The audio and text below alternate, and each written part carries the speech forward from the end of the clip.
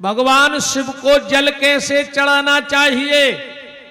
कभी भी भगवान शिव के मंदिर में जाके सीधा शिव जी की पिंडी को जल नहीं चढ़ाना चाहिए। और आप में से 99% और लगभग 100% लोग शिव जी के मंदिर में जाके सबसे पहले शिव को ही जल चढ़ाते हो कि नहीं चढ़ाते? सीधा लोटा लिया और पिंडी पे हर हर महादेव हर हर गंगे बोला और चढ़ा दिया, जबकि शिव को ऐसा जल चढ़ता ही नहीं। अगर सीधा जल शिव को चढ़ाओगे तो वो तुम्हें शक्तिहीन कर देंगे। आज समझना कि शिव को जल कैसे चढ़ाना चाहिए।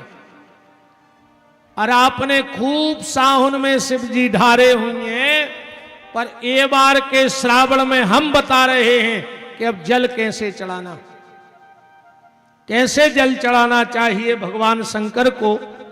आज की कथा में जरूर ध्यान से सुन लेना। और अगर सीधा लोटा भर के चढ़ा दिया तो तुम शक्तिहीन होते जाओगे धीरे धीरे। अब चाहे वो खान पीन की शक्ति हो, चाहे बोलचाल की शक्ति हो, चाहे चरित्र की शक्ति हो, चाहे विचारों की शक्ति हो, आज व्यक्ति विचारों से भी शक्तिहीन हो गया। जितने लोग अभी पंडाल में कथा में बैठते हो तो कथा भर पता है क्या सोचते हो? जैसे जैसे कथा सुनते हो वैसे वैसे तुम्हारे विचार बनते हैं। अब हम भी मंदिर जाएंगे, अब हम भी पूजा करेंगे, अब हम भी किसी से गलत नहीं बोलेंगे। मतलब सोचते हो कि नहीं सोचते? कब तक? जब तक पंडाल में बैठे हो तब तक। और जो पंडाल के बाहर जाओगे तो चंडाल के चंडाल ही हो जाओगे। ये क्या है? ये हमारे भीतर शक्ति नहीं है विचारों की, कि एक बार जो संकल्प ले लिया मतलब ले लिया। तो यहां तो संकल्प तुमने कर लिया, पर उस संकल्प की शक्ति नहीं है, तो वो पंडाल से तुम्हारे घर तक नहीं गया। पंडाल से घर तक वो नहीं गया।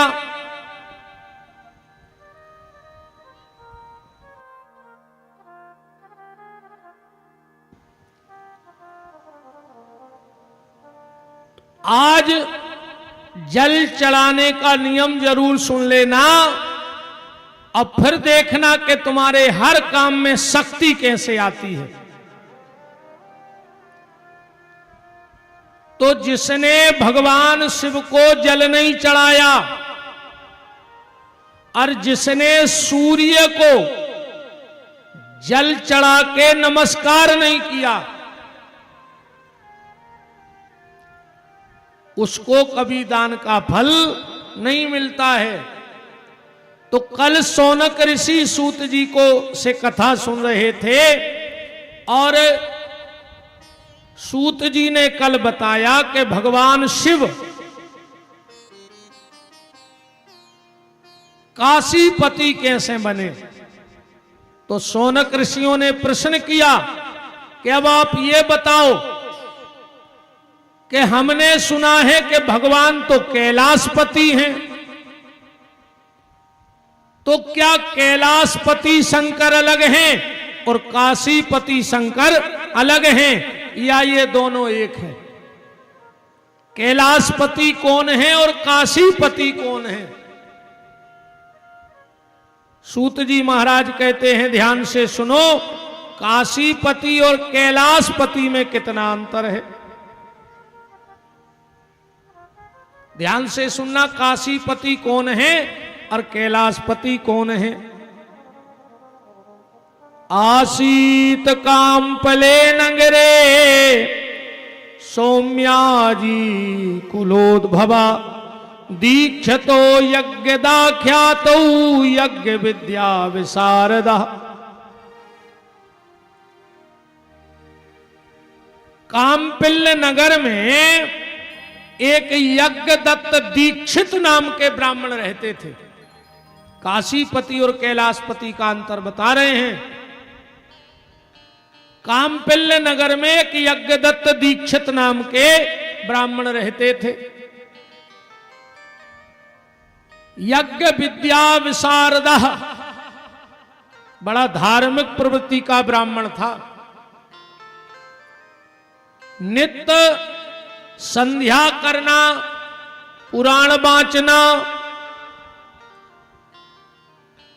अग्निहोत्र करना, ये ब्राह्मण का धर्म होना चाहिए। खाली ब्राह्मण की जाति में जन्म लेना ही सब कुछ नहीं है। ब्राह्मण की जाति में जन्म लेना ही सब कुछ नहीं है। और अगर जाति का अभिमान हो गया हो तो कान खोलकर मेरी एक बात सुन लो। परमात्मा के घर में तुम्हारी जाति का हिसाब नहीं होना। परमात्मा के घर में तुम्हारे कर्मों का हिसाब होगा कि तुम किस जाति में गए और तुमने कौन सा कर्म किया। अब बहुत बड़ी जात में भाई और कौठाड़े सुंगरा पटाए हुए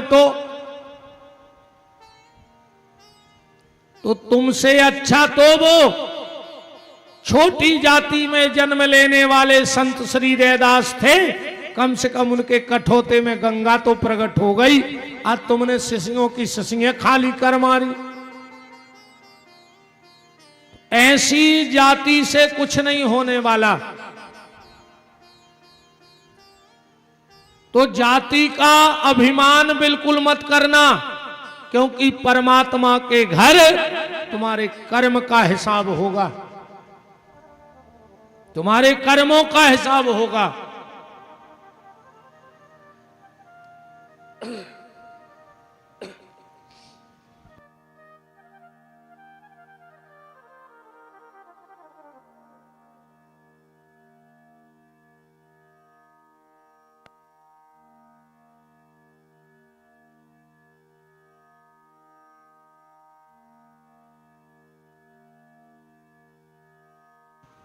राम। तो यज्ञदत्त दीक्षित नाम का जो ब्राह्मण था, उसके एक पुत्र था जिसका नाम था गुणनिधि। यज्ञदत्त दीक्षित जितना सत्कर्म में आगे था, पुत्र उतना ही बिगड़ गया। और एक बात और आज ध्यान से सुन लो। अगर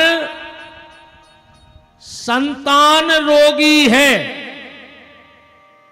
तो ये उसका स्वयं का प्रारब्ध है।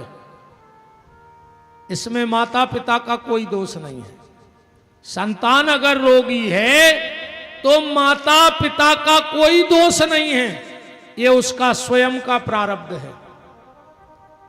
पुत्र अगर गरीब है तो ये उसके पिता का दोष है।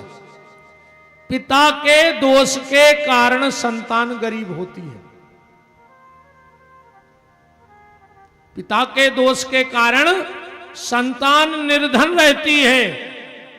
संतान अगर कायर है तो कहीं ना कहीं उसके वंश में दोष है। संतान अगर डरपोक है और कायर है तो उसके वंश में दोष है। और संतान अगर गलत रास्ते पे जा रही है तो कहीं ना कहीं माता की परवरिश में दोष रह गया है। माता की परवरिश में कमी रह गई है, इसलिए संतान गलत रास्ते पे चली गई। इसीलिए मैं बार बार अपनी कथाओं में कहता हूं कि अपनी संतान को बुरी नजर से तो बचाना, पर बुरी संगत से जरूर बचा लेना। बुरी नजर उतना प्रभाव नहीं डाल पाएगी जितनी बुरी संगत प्रभाव डाल देगी। अपनी संतान को संभालो। संपत्ति सब कुछ नहीं है। और हम लोग संपत्ति क्यों कमाते हैं? इसलिए कमाते हैं कि हमारी औलाद सुखी रहे।